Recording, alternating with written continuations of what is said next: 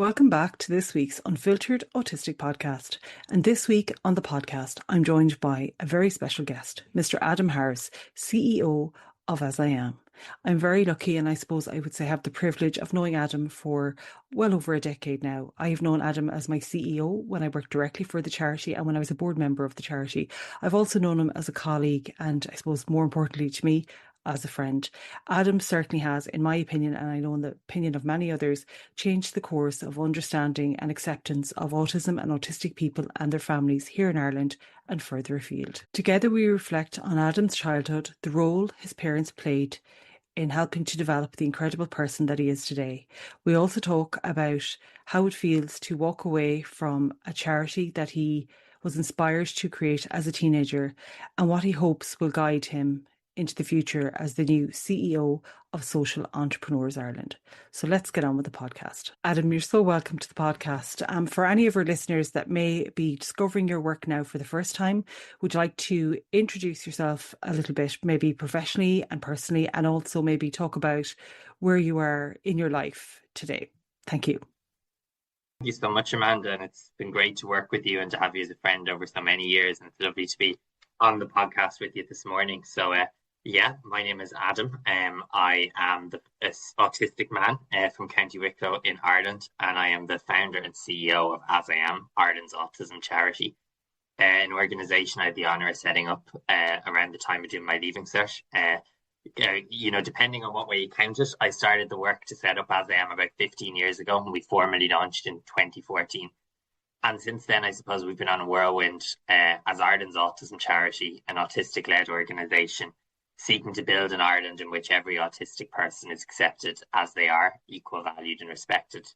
And working towards that, having a very broad range of activities, both supporting autistic people directly and critically seeking to change the society in which we live so that it becomes more accessible and inclusive for our community, and so that our community fundamentally has the same chance to live, learn and work and play in the community. I suppose in addition to that work, I've had the opportunity to be involved in the autism community in so many ways. I'm currently a visiting professor with the University of Strathclyde in their Autism Centre. Also, I'm involved in Autism Europe and had the honour of hosting the Autism Europe Congress in Dublin last September. I suppose all I've known since school is working in this amazing organisation, is serving the autistic community. But I think what's really important is if you set out to create a vehicle in which autistic people can be seen and can have a voice, is that it's really important to pass the torch. My contribution as founder is creating that space and creating that platform. But there's now a generation of incredible advocates. We have an incredibly strong community. And I think as we face into new challenges, it's really important now to have that torch passing moment. It's something that I always plan to do. And I'll still stay involved in AsIAm in loads of ways and stay involved in the autism community in loads of ways. But I really believe any organisation, it's important that you have new leaders and that you don't ever think that you're only dependent on one person, because AsIAm has always been so much bigger than just me. And I couldn't be prouder or couldn't feel that I'm leaving the organisation with a better team, a better board or a better community than we are at present. Later this year, I'll be making the transition to be the CEO of Social Entrepreneurs Ireland. It's a bit of a full circle moment for me. When I was just 18 with a big idea and very little track record or evidence, Social Entrepreneurs said, this is an idea that needs to happen. Adam's someone we want to back, and got behind that idea. And I suppose really was critical to the success of AsIAm and our ability to be where we are at today. And I believe that right across society, there's so many social issues that we need to respond to, and that there's people in every community in Ireland who are best placed to lead those responses, who have ideas that can make a positive difference. But if you had an idea to set up a business, there's loads of places you can go to do that. There isn't always if you have an idea to change your community or change your society. So I'm really excited to have an opportunity to share all that learning, I suppose, to give back to that organisation, which has been so critical for AsIAm. I also believe, obviously I kind of feel like my baby's growing up, and I'll always keep an eye on it and make sure it's keeping well and it's safe. But it's time now to let it grow and form its own shape and form its own direction. And what I would also say as well is that, I think from a leadership point of view, as we want to change society, we need a really vibrant autistic advocacy sector. But we also need autistic leaders in every boardroom, autistic leaders in every sector. And obviously, as I take this next step, I'll be stepping in as an autistic leader, an openly autistic CEO. And I think that's a really important thing that we need to see increased visibility of our community across society as well. Adam, you're about to close out a hugely significant chapter of your life as CEO of AsIAm. What does this moment feel like for you, both professionally and personally? It's really difficult, and to be honest, it's a little bit scary as well. So when I meet people and they say you must be so excited, of course, part of me is really excited, but then also actually a huge part of me just feels really conflicted and really feels the pain of this transition as well. AsIAm has always been the safe place that I've worked, the incredible community that I've got to know so well. And it's scary, frankly, stepping away from that into something new. But also, I care every bit as passionately about the issues our community sees the need to change as I ever did. I've heard before that if you work in advocacy, the day you stop being angry about the injustice is the day that you shouldn't work in the space anymore. And I don't feel less angry or any less motivated to remove the barriers that exist for autistic people. Just this week, I was in meeting the Minister for Education. Yesterday, I was in meeting the Minister for Disability. And in those meetings, I was as exercised and as trying to push things forward as ever. Operationally, AsIAm has gone through a really busy time. Lots of new programs starting up. We just had a youth congress at the weekend. We're just looking ahead now to our national conference in September. And none of those things excite me any less or motivate me any less than they did 3 or 4 weeks ago. But I have to accept that and then also know that this is the right time, because the reality is about 10 years, when we were hit the 10-year mark, I was trying to hold myself accountable that even though I'm loving this work, a transition does need to take place. A transition is healthy. And, at the time I would have said, well, when will that happen? And I looked at some of the things that I wanted to see happen before we'd make that transition, things that I felt maybe you're still probably the best placed person to drive these forward because of where they're at in the work. So one was securing the autism strategy and seeing that published. The other was seeing our community support hubs begin to roll out. And obviously we're open in Dublin and in Galway now. And the third was to host the Autism Europe Congress, which was a really important moment in terms of putting autistic voice at the centre of discourse in terms of research. And those 3 things have now happened. And could I take out a piece of paper now and write another list? Could I write a list about misinformation, about legislative change, about protecting rights, about how we want to scale our partnerships and our programs? I could. But then if you kept writing that list, you'd never leave. And I think the problem with any founder-led organization is it's so easy to get into the space where you believe you're the only person who can drive forward the change. And I know that's not the case. I know that everyone comes, you give everything you can for as long as you can. And then you say, it's now actually someone else will come in. And they might have new ideas. They might, see things that I can't see because I'm so close to it. And as a result, I think that that's really healthy for the organization. I'm always going to be involved. I never won't be the founder of AsIAm. And that's something that will stay with me for life. Like any parent, I'll always be keeping an eye, are things going well? Is there anything I can do to help it? But I'll also very much be giving it space to make its own decisions, to move forward. So yeah, on a personal level, it's a very bittersweet time. I know it's the right thing. I'm moving to something I'm incredibly motivated and excited about. But it's an awful lot of change, and we know in our community that change can be overwhelming at the best of times. It's like the message I'm also getting out is I'll still very much be part of the community. I'm remaining a board member of Autism Europe. I'll be continuing my work lecturing in autism and in supporting the work of the University of Strathclyde. So I'll stay involved in the autism community in many ways. So it's not like people will never see me again. It's just that my role and my responsibilities will change. And AsIAm will have this opportunity now to grow and flourish in ways that maybe we can't even imagine yet. What do you think teenage Adam would make of everything that you've achieved? Do you think he could have believed what the next 10 to 15 years were going to bring his way? I don't think he could have believed it in his wildest dreams. I mean, I remember, and I've spoken a lot about this, I dropped out of university, and I dropped out of it kind of for dual reasons. One, AsIAm was gnawing at me and I was getting opportunities that I had to make a decision. Is this the year for UCD or is this the year for AsIAm? And then I was really struggling, having moved from a very supportive secondary school to just the madness of a big university.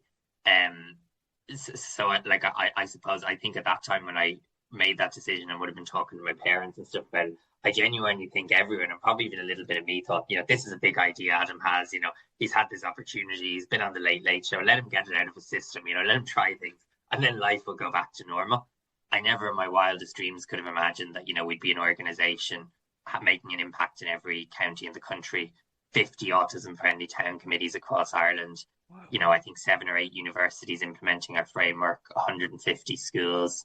Our hubs now in Galway and Dublin, a plan to bring those to 9 Amazing. Hubs over the next number of years. A team of 70, half of whom are autistic, a board where there's an autistic majority. None of that I could have imagined in my wildest dreams. And I mean, I'm not saying this to kind of, for the sake of saying it, it's the truth. What I've really done is kind of create that space. So much of that work I'm involved in very, very minimally.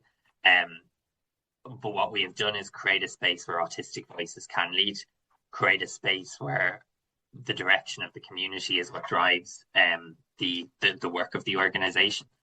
And I think that's what's really precious.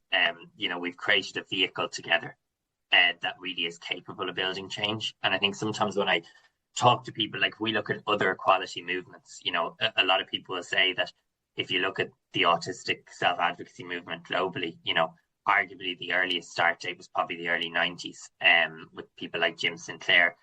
In many respects, even though the challenges are so great, we are in our infancy as a movement. And if you look at other movements, the journey that needs to be travelled. I think what I was able to do as a founder was create that vehicle. And it's now for that vehicle to really drive forward in the years ahead.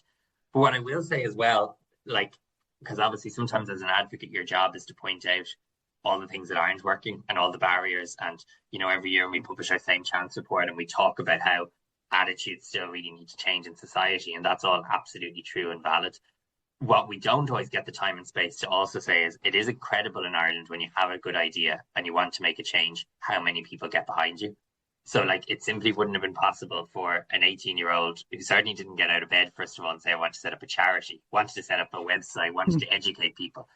Unless, when you're young and you have an idea and all these people come around you, whether it was our first board members involved in business who said they'd help me, whether it was people like the Lions Club, who got behind me through a thing called the Young Ambassador Programme, Social Entrepreneurs Ireland that I've mentioned, my group of best friends who a week after my leave insert went and got their legs waxed. So we raised enough money to build the first website.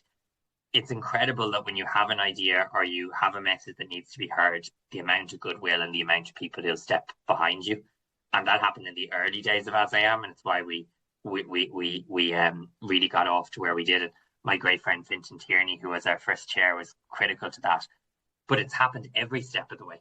That every time we faced a barrier, a challenge, every time AsIAm could have gone either way as organizations grow and you say, can we get to the next stage? It's always been someone coming out of the woodwork wanting to help. And I think that's just, a bit of good that we should be glad of. And it's a bit of what I would say for others who want to get involved in this space, to have the courage to know that that is possible. And then there's that other piece, I think it's a Gandhi quote, isn't it, around, that nothing can stop an idea whose time has come. And I think that's exactly the same. I remember starting in the early days of AsIAm and talking about, my experiences in secondary school, talking about the stigma I felt as an autistic person, and genuinely thinking that these were quite unique experiences to me. And then finding, as I went around the country and started getting invited to parents' coffee mornings and so on to speak, that these were the experiences shared by so many autistic people. But they weren't what we heard about autism in the media. We heard about autistic people, but not from autistic people. And I guess, again, it's just that sense of, in AsIAm, we lit a spark, but the community has helped us light a fire. And it's those two things, the support of the community that has held us accountable, inspired us, motivated us, driven us every step of the way. And then that wider society, that goodness that is out there that has got behind us and driven us to the next level as well. I think there's a piece you missed there, Adam, and this is just from myself looking in from the outside. AsIAm had a visionary and a thought leader, and that was you. And that's why people got behind you, because lots of people have good ideas, but not everybody has a long-term vision for a better society. But you had that. And that's where I suppose many, many years ago, when I was a much younger lady, I had much younger children, I first saw you speaking to Brendan O'Connor. And I remember you inspired me that night. I had a small little blog. I still have a small little blog at the time. It was much smaller. And I remember writing on my page, oh my gosh, did anyone see that young man, Adam Harris? And lots of people were liking it. I was like, I remember writing, I hope one day my gorgeous Jack was very small at the time, my middle son gets to meet you, and you very kindly actually travelled to Mayo, even as busy as you were at one point, to meet Jack, and he always calls you "as I am my autism friends," and I'll say, yes, you are, my lovely Jack. So I suppose, Adam, then that brings me towards a huge, I suppose, population of people that filled in the question box were parents. And I suppose Yeah. they, like myself, are either mothers, fathers, family members, maybe siblings, maybe aunts, uncles, or even just friends. They had lots of questions wondering, um, I suppose they wanted to know. I'll read out the exact question. I'd love to talk about the people behind Adam Harris. Tell me about your family growing up, and what role did your parents play in helping you become the person you are today? A lot is the answer. They've been absolutely critical. So my mom is Mary, my dad is Bart. My mom would have been a Montessori teacher. My dad was a taxi man. And I suppose, we would have been very involved in our local community. And I think a lot of the work I now do in advocacy kind of comes from a lot of what I would have learned from them growing up, that kind of sense of, they weren't involved in advocacy with the big A, if you like, the kind of political side of advocacy. But that sense, if you want to make your community better, you just roll up your sleeves and get involved in things. That sense of you don't wait for change to happen. You make change yourself. So we would have been a family like very involved in the community or anything that was going on. That was always something that I definitely remember. From an autism sphere, I suppose I was really lucky for loads of reasons with my family. The first being actually being the youngest child in the family, I think was really important because it meant very early on my mom could see the differences in me compared to my older siblings. And she could see those differences in a time in which society may not have seen them, or in which society may have seen them and seen them as he's a ball boy, he's a boy who doesn't sit in his chair, he's a boy who doesn't follow instructions. And mom very early on could understand that this was not the case, that there was very clear differences and there was very clear barriers I was facing as a result of those differences. So straight away, that was very fortunate. My mom was my safe person from the moment I was born. And so really for probably the first 5 or 6 years of my life, I didn't leave her side. I didn't sleep in my own bed for more than a few hours a night till I was around 7 years old. And as well as being my parent, mom was also my Montessori teacher. So it was very much 24/7. But even it's interesting looking back, to see the extent of her advocacy because in the 90s, there wasn't the awareness. We talk about an awareness of autism and we mean the man and woman on the street, but we don't think about actually when you went to a clinician, there wasn't necessarily the awareness either. So my mom spent months and months and months being passed from Billy to Jack and really not getting any sort of answers at all. And, when we were involved in making that documentary, Autism and Me, a couple of years ago, there's home video footage of me in preschool. And the reason that home video footage exists is mom would actually borrow a camera, as you had to in those days, and record me to actually say, like, these are quite substantial differences. The way he's responding to the environment, the fact he wants to get away from other people, the way he's becoming overwhelmed, because she was really trying to, I suppose, show people the world through my eyes and advocate for me. And at the time, the other reality was, and I maintain that this is still the case, getting the autism diagnosis was the first step. But then in many respects, it also meant a lot of doors closed and a lot of advocacy had to flow from that. So, mainstream schools would have said, well, don't send him here if he's autistic. My parents would have to fight then to find a special school for me. I went to the first autism early intervention class, as it was called at the time, when it opened in Sculmwera in Ballyboden, I think in 1999. And at the time, there was no M50. So I'm from Greystones in Wicklow. And that was a long drive. I just remember I couldn't tell you how long it took, but I think I only got something like 2 hours and more, 2 hours each morning there. So mom had to give up work for a year. And the journey to and from was longer than the time I would actually be in the classroom. And I also vividly remember, and I've talked about this, would have been the start of the Celtic Tigers. There was loads of property for sale. And at the time, one of my special interests was counting for sale signs and categorizing them by estate agent. So they must have been long drives for my mom as well. But I guess, my parents were always just so to the fore of that advocacy, then in that advocacy to support me from the transition from special school to mainstream. I think one of the things that was really important growing up was in the context of the time, and obviously how autism was discussed was very different in those times. We spoke about autism in a positive way, and spoke about it openly. It was never a secret. It was never a source of shame. And it was always something that would be spoken as much in terms of the strength it brought is the barriers you might encounter. So I remember mom saying, you know the way all the flags of the world, but you don't like busy places, and that's called autism. So from a young age, it was spoken about openly. So I mean, that was incredibly important in my parents and their advocacy. And then I suppose as well, later on in my story, I don't know if everyone would have gotten the support to take the risks I did in terms of dropping out of college and so on to set this up. So they really have supported me every step of the way, and I'll always be so grateful for that. I mean, the other thing that I think has been important has I often get asked when I go around the country, where should I send my child to school? Or I'll get asked questions like, is special school or mainstream school better? And I think because there's so much of a fight all the time for resources, our discussion so often is framed by resources. So, a good school is about what resources are there and so on. But I think what was important for me very often was what happened in those settings. So I think what's been really important throughout my journey is the people that I've met along the way. So whether that was, for example, there's people who taught me in special school who supported me to get to a point where I could transition to mainstream and have a chance of accessing the curriculum. When I went to mainstream, the incredible special needs assistant I met, Jennifer, who became my SNA for 5 years, and I got married last year. She was at my wedding. So, still that relationship today, whether it was when I went to secondary school and the relationship I developed with my debating teacher, Trina, the whole way along, it's been the people you meet. And I think it's really important that we don't lose sight of that. Those people and those relationships, I think, are what have been really critical and what have made such a difference for me. But the other thing I also always say, and I think this is the thing that needs to challenge people, for 10 or 15 years now, I've gone around the country and I've very often spoken in halls literally around the country where there's been 300 and 400 parents coming to hear. I enjoy public speaking. I enjoy sharing my story. I enjoy hearing people's story. And if I can share a bit of insight or knowledge, that's great. If I can hear those stories and then advocate, that's amazing. But what's always kind of bothered me after those events as well is what I'm talking about often isn't rocket science. Like basically my story is I was lucky I got a school place. I then was able to access my constitutional right to an education and I made friends. And that fills out all the people wanting to hear that story.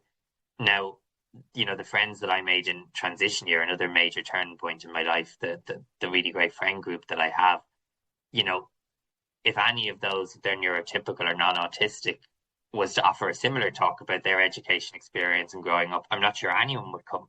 Because of course it's presumed that they went to school. Of course it's presumed that they made friends. But for autistic people, that's still something we say, wow, that's amazing, or that's exceptional. And I think we need to get to a point where a quality education, being included in the community, being given the same respect as other people, obviously that needs to be a universal norm and a universal expectation. I think there's so much work to be done still, talking about culture, talking about attitudes, but also raising the bars of our expectations as well.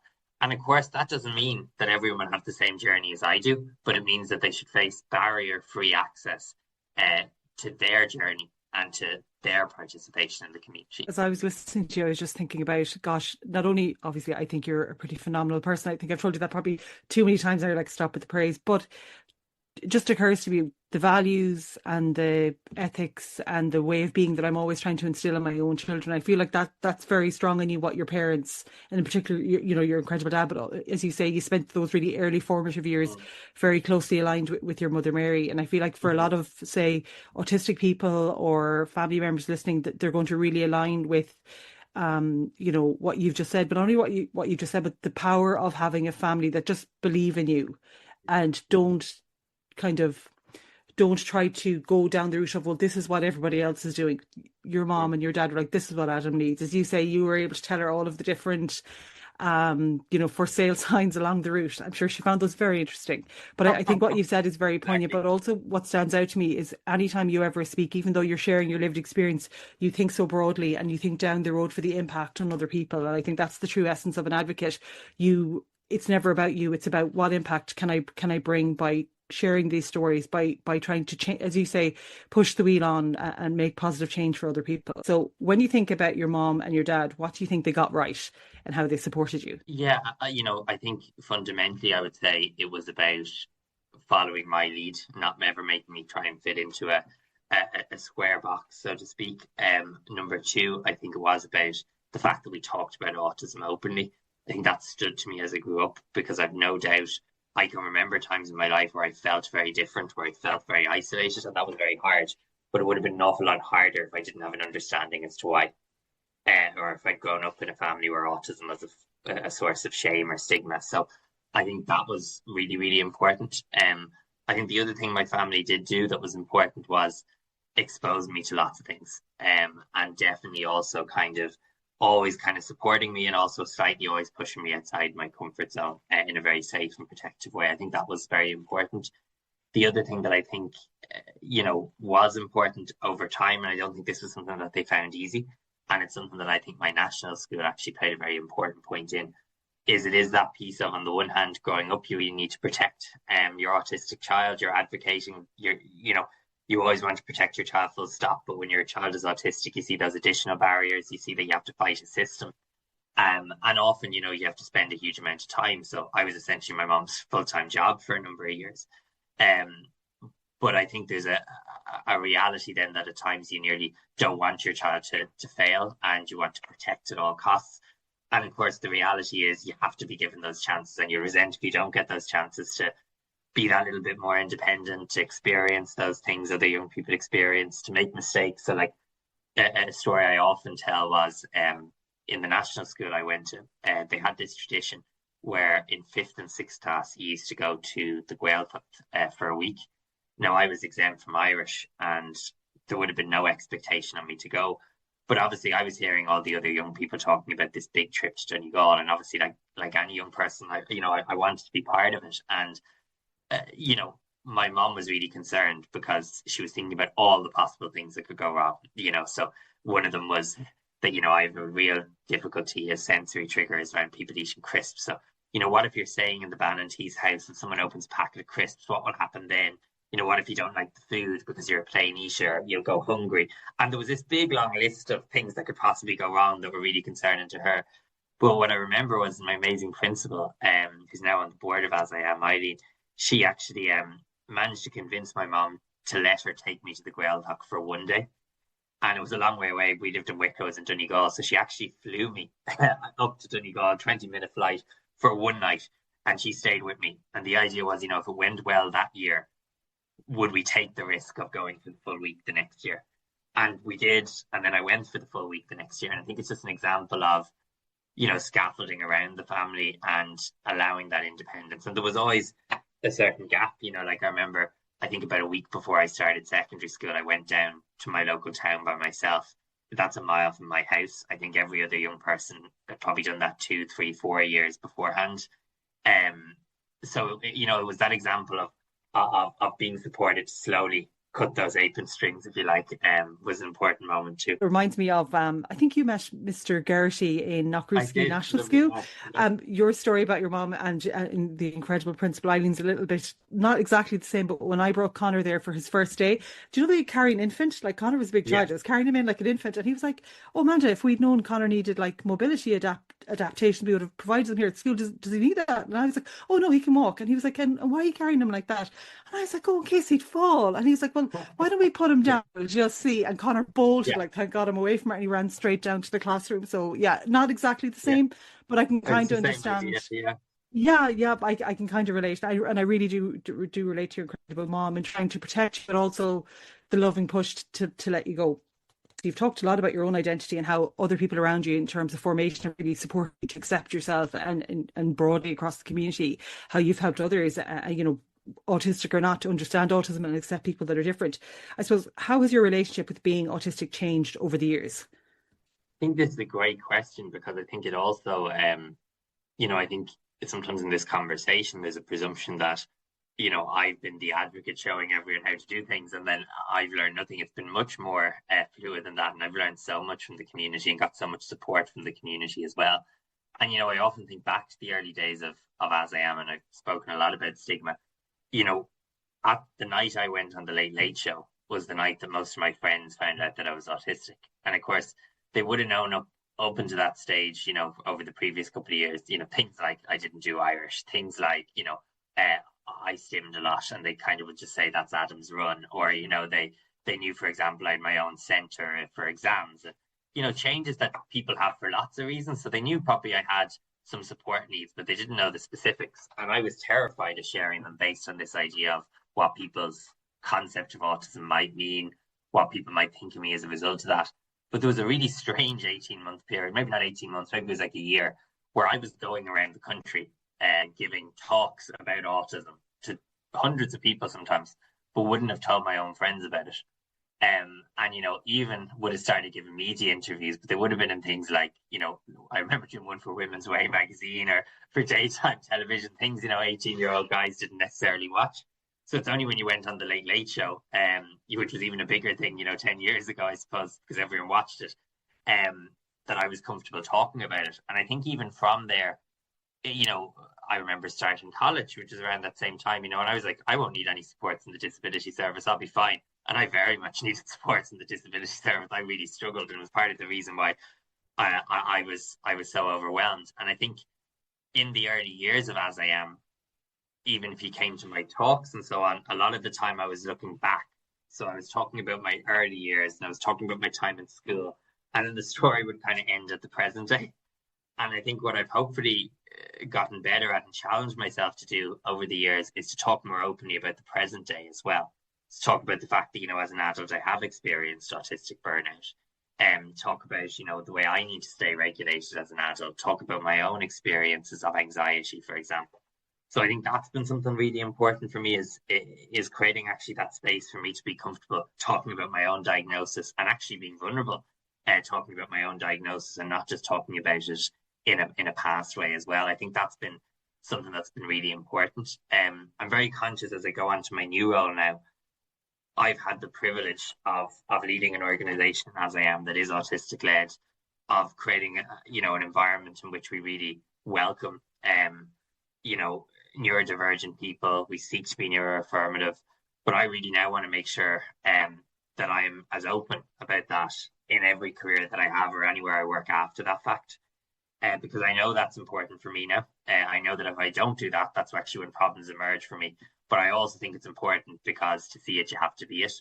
And so that other people who come to work in the organizations I might work in, or who I might interact with, that it's always an opportunity to advocate. So I know when I give talks, I just at the Youth Congress at the weekend, I was talking about, that advocacy isn't always standing at a podium giving a speech about autism. And that you can be an advocate in your own life. You can be an advocate by educating people you interact with every day. And I hope now, by being more open about my own experience as an autistic adult, that that's something that I'll continue to do wherever I might go next.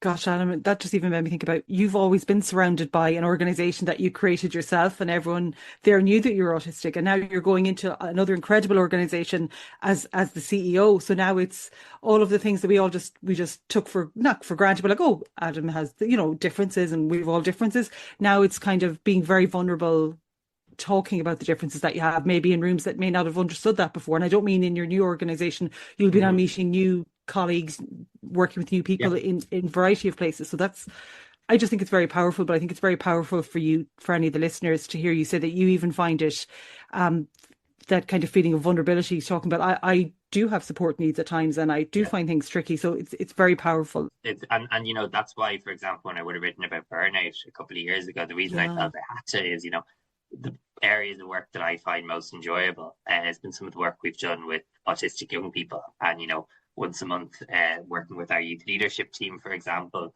And I think it's really important that I know it's important to them to see an autistic leader leading the organization and working within the community. But I think it's also about them actually seeing that part of that is also being open when something's not easy for you, that you don't have to project or you don't have to mask. And it was important to me, I suppose, to not conceal those barriers and perhaps send a message that is what you should do. So I think that's really important. The other thing that I always look back on and laugh, like, for example, anxiety, something I've always been battling with. I remember so often over the years giving talks, and people would put up their hand and say, so how do you manage anxiety? And I kind of want to say, well, listen, if I knew the answer to that, I wish I'm still learning. So, you're living your life, your experiences change and evolve over the course of your life. And I don't think you'll ever get to a point where, you're not facing these barriers or don't need to think about them. But it takes a very strong individual to admit that they have the same struggles as everybody else, no matter what your role is, leader, person, entry level. Like, you're empowering everybody along the way to feel it always takes one person to just say, this is really tricky, or I find this tricky too. And then it's okay for everyone else to feel like they can say it. So a huge well done on that. So looking back, what did your parents do that made the biggest difference to your confidence as who you are as a human being? That's a big one. It could even be up to present day, because your parents are still your parents. So is there anything, say, when things get tricky, that they help boost your confidence? I think one of the most, when I look back on it now, and I think it still chimes so much with some of the barriers we hear from families today. I think one of the things they did very importantly was an expectation in the community that I would always be included. And that was not always easy, like I remember, for example, like my brother and sister both would have done drama growing up. And, there was a lot of drama schools that weren't too keen to take me because, for example, I would have been a flight risk, or I might have been likely to have a meltdown or so on. And my parents would have been absolutely strident in an expectation that I would be included, that if they had to support that in some way or get involved in the activity in some way to make that possible, that they would. But I think that expectation that you would be included and have the chance to participate is something that they always instilled. And growing up, and this is why I always, sometimes in AsIAm, you talk about the big things you've done, like the autism friendly towns or so on. But some of the things that I think are most important sometimes is when we're working on a particular case of a family who's gotten in touch with us or something, because you can often feel the impact you can make, but you also see your own parents in the battles sometimes parents are facing. And, my parents were never afraid to challenge, when they thought a teacher didn't understand me, if they thought somebody wasn't being fair or wasn't making the accommodations. So I think I grew up with a sense of my rights and a sense of self-worth and a sense of an expectation to participate that I think has probably been important for me and my self-confidence, and probably has informed a lot of the ethos and culture of AsIAm as well. I was just about to say that, and that's kind of how you've supported. You've talked a lot throughout the podcast about, passing the torch, supporting the broader community to elevate their own voices. But I feel like a lot of that early learning that you received from your parents, and even I suppose through the course of your life, in a different way, you've kind of passed it on to all of you're the founder of AsIAm, but you've passed on that to your youth leadership teams, to the Youth Congress, but just to all of us, myself included, as an autistic person, but also as a parent. After spending over a decade building AsIAm, how do you let go? And I know you're saying you're going to still be involved, but it will be different. It will be substantially different. And I think this is something that I will be very disciplined about. And I think that the community may take time to adjust it, because I've no doubt, for example, people will continue to come to me and want me to comment on things and so on.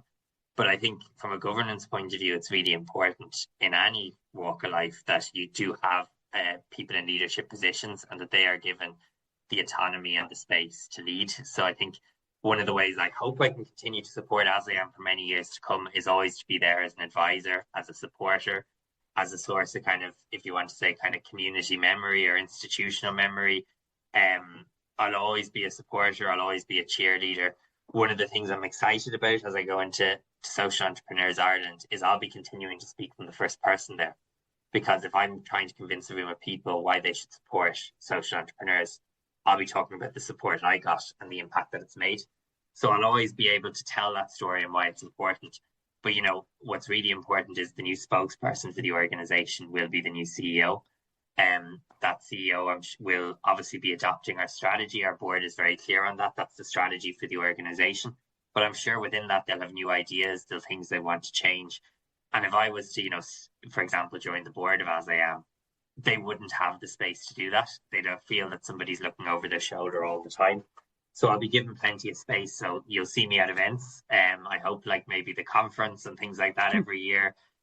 You'll see me at broader things within the autism community around kind of research and conferences and things about Autism Europe. But when it comes to kind of day-to-day events, day-to-day programs, day-to-day issues that emerge in the press that someone needs to respond to, I'll be giving my loyalty and my support to the new CEO and the leadership role they will play in the community. And they'll have that support and that advice, but that support and advice will rest with them, and they'll be able to decide what they want to do with it. So I'm not saying that's going to be easy. I'm sure there'll be times I'll be sitting at home and I'll be watching the TV and there'll be something announced probably by the Department of Education, and I'll probably be shouting at the TV.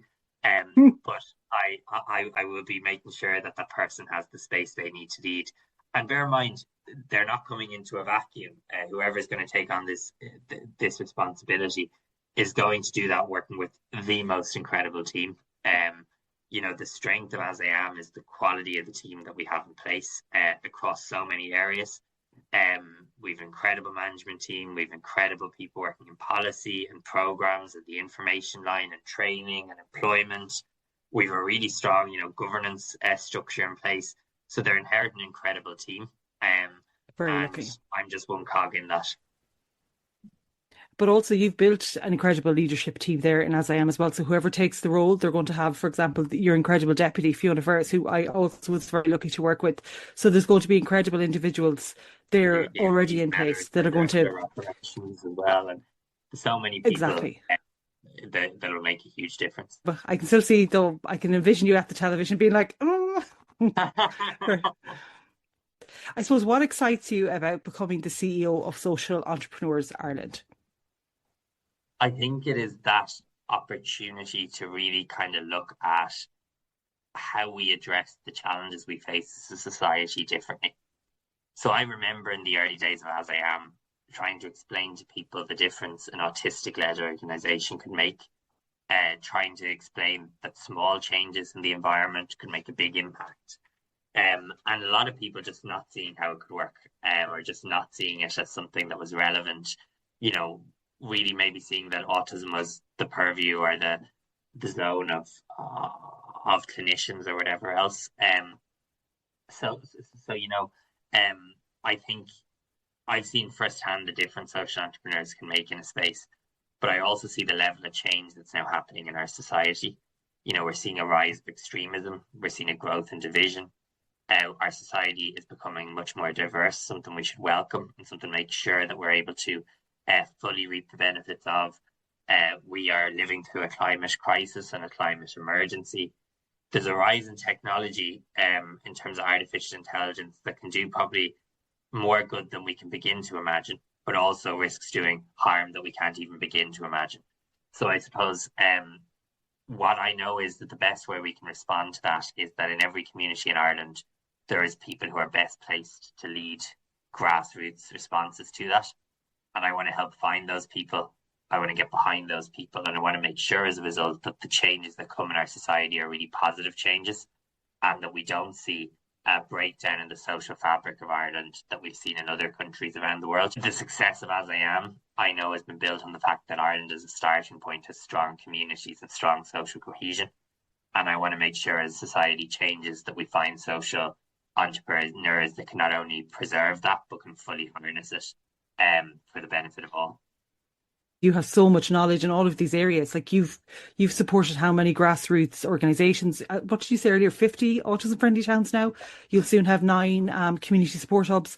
Like that's people on the ground affecting change consistently, constantly. And that's, again, I know you don't like praise, but that comes from a vision that you had many years ago, I suppose, as a teenager. So it's incredible what you've achieved, and all of the organisation and governance and all of everyone involved, I suppose, external and internal, that supported, I suppose, the vision that you once had. If we sat down together again in 10 years' time, what would you hope we talk about? Or maybe look back at what hopefully you might have achieved in the next 10 years, maybe even. So I think the first thing we'd probably talk about is our time working together in the autism community. And I hope what we'd say is that we can't get over how much things have changed. I hope we would be saying that we really have seen a move away from the kind of charity model that we live to at the moment, where everything from school places to therapies is grace and favour, towards where we actually have functioning supports where autistic people simply get what they're entitled to. I hope that we would say that misinformation around autism has really been addressed, and that some of the changes on the horizon, such as artificial intelligence, have empowered autistic people, not led to a rise in discrimination. And I hope we would say that there isn't a sector in society where autistic people aren't visible, where autistic people don't have a voice, and where autistic people don't lead in whatever way that might look like for individuals. So I hope, first of all, that because of the work of our community broadly, and AsIAm specifically, that will have seen a lot of change. I can't believe how much society has changed in 10 or 14 years. Within that change that I've been working in, we've seen really positive change. And I think the biggest example of that is the growth in the number of autistic advocates and the visibility of autistic people. But challenges don't go away, they just change as well. So I think there's that reality of, I'm sure when we're talking in 10 years, there'll be new challenges, but I hope some of the challenges we're dealing with now will have really changed in that time as well. I suppose for myself, I'm just somebody who is very, very motivated by trying to make our society better. And somebody who really believes that within Ireland, we have everything we need to create the best country in the world to live in. We're lucky to live in one of the wealthiest places on earth. We're lucky to live in an island nation that has so much going for it. We're lucky to live in a place where there is strong cohesion and strong communities. And I hope that for as long as I have a pulse, that I'll be contributing to that. I know that whatever I do next won't be like this chapter. I think this is a singular privilege that I don't think I'll probably have the chance to repeat in my life. But I hope that I'll have taken the learnings from it and I'll continue to apply them in some way, in a positive way. And I hope that for a large part of the next 10 years, that probably looks like changing the landscape and reducing the time it takes from when someone has an idea to say, I see a problem in my community, I know how to address it. And when that problem begins to be removed, we need to solve the social problems we're facing quicker. And I hope I can help speed that up. Absolutely no doubt that you will. Haven't had the privilege of working with you, and even just now, I suppose I work down the west because my little family need me, but I suppose just as someone now that watches on now from the sidelines, you never ever stop working at it. That's one thing I'll always remember about my time in AsIAm, my time just even as a member of the community watching on. You're prolific in the level of work that you produce and that you do for our community, but you're also very selfless in that as well. So I hope in the next 10 years as well, I'll hear you take the odd holiday here and there, and that you're not working constantly, because I know that you do, and I'm sure Daniel, your lovely Daniel, will be very glad to get you home a little bit more often as well. Now you won't be constantly, I suppose. And again, we're all of our community have been very, very lucky that you've been so dedicated and have dedicated, like, I suppose it's been your adult life really so far to the autism community, and we're all so thankful. But I think we have to let you go back now to go to the next stage, which is to join as CEO Social Entrepreneurs Ireland. Let your I say you're gorgeous, call on him gorgeous, your lovely Daniel have you back to himself a little bit more, and you're that, Amanda. Okay, gorgeous Daniel. I know. Well, thank you so much, and I look forward to staying in touch, to following everything that proceeds from here. I do anything I can to support and help along the way as well. But congratulations to you on your own work, your own advocacy, your own leadership. It's been great to work with you over so many years. And yeah, absolutely. We're looking forward to having a holiday in a few weeks' time. So Good. Getting away in July. But we'll also, and this is the message I do keep saying to people, until the day I leave AsIAm, I'll be very focused. That's some date in October or November to be determined. The process to recruit a new CEO will be starting in the next couple of weeks. So that will be, there'll be a public announcement from the board around that. But until then, I'm very much as committed, as wedded, as out and about meeting people as I ever was. So I hope that many people who are listening, that I'll have the chance to meet in the coming weeks and months as well, as we prepare for this transition. And no doubt you will. I suppose just to give you the last word then, so much of what we talked about today was about family, your parents, because you're now getting ready to move on to the next stage of your adult life now. And it's something that you'd like maybe to say to your parents as a closing out, do you think? Totally. And I actually did this in the statement the other day as well, because I think for all the praise I get for the work that I did, it's only possible because of the advocacy that they did. And I suppose for anything that's said about AsIAm over these next few weeks and months, for any bit of praise and thanks I get, that's praise and thanks they should get, because it was only possible to the support they gave to me, for accepting me as I am, and also for advocating for me as a child.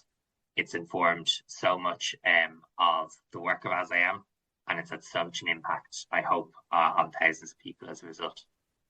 It absolutely has. And someone, again, that hopes one day to be anything as close to the incredible mother that you have. I think she inspires so many of us. And you're the product of two incredible parents that believed in you, saw the potential that you had, and never gave up. So a huge thanks to Mr. Adam Harris, CEO of AsIAm, and soon to be CEO of Social Entrepreneurs Ireland. So huge thanks to you, Adam, for your time and your just vulnerability today, and talking from a really I suppose, human level lived experience about your experiences growing up and becoming the incredible person that you are today. So thank you. Thank you so much, Amanda.